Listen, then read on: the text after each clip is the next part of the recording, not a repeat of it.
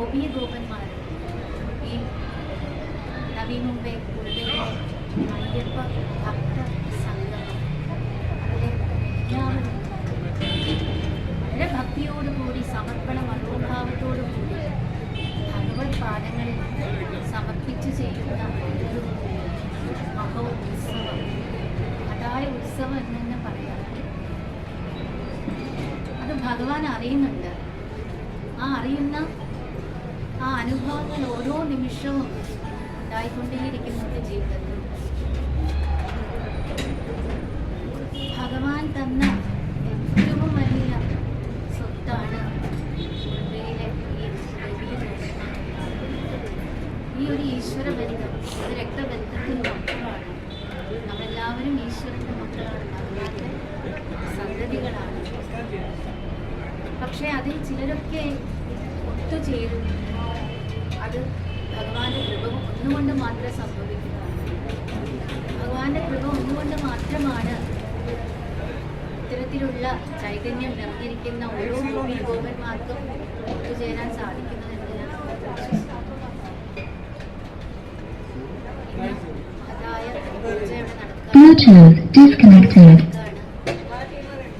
അയ്യപ്പ പൂജയുടെ ഭാഗമായിട്ട് ഇത് 2ാം തവണയാണ് ശ്രീമൻ നാരായണീയം ഇവരെല്ലാവരും ഒത്തുചേർന്ന് ഇവിടെ സമർപ്പിക്കുന്നത്. ഈ കൂട്ടായ്മ ഇങ്ങനെ വളർന്ന് ആ ഭഗവത് പാദങ്ങളിലേക്ക് എപ്പോഴും സമർപ്പിക്കുവാൻ സാധിക്കട്ടെ.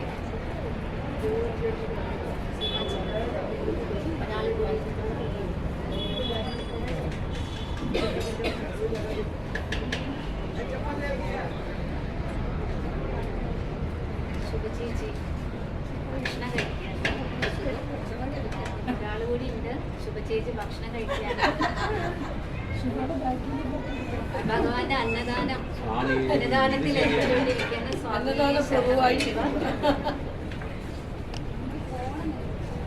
ഭഗവാൻ നൽകിയ അന്നത്തിന് അത്രയേറെ പ്രാധാന്യം കൽപ്പിച്ചുകൊണ്ട് ശുഭചേച്ചി വളരെ ആസ്വദിച്ച് കഴിക്കുന്നുണ്ട്. ഇത്തരം ഈ ഒരു സന്തോഷമാണ്, ഭഗവാന്റെ സ്നേഹമാണ്.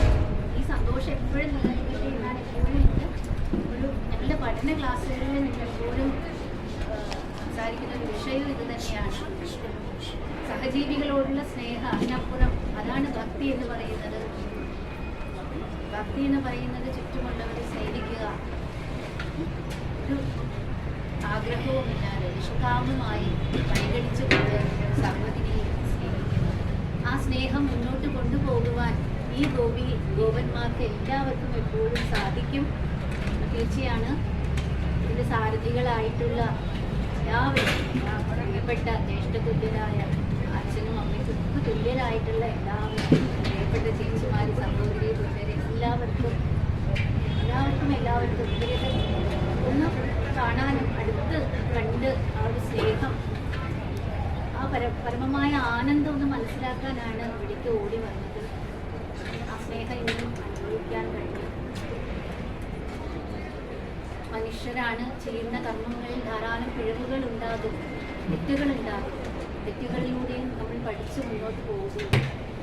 ആ തെറ്റുകളിലൂടെ വീണ്ടും വീണ്ടും വീണ്ടും അതെല്ലാം തിരുത്തി നന്നായി മുന്നോട്ട് പോകുവാൻ എല്ലാവർക്കും സാധിക്കട്ടെ.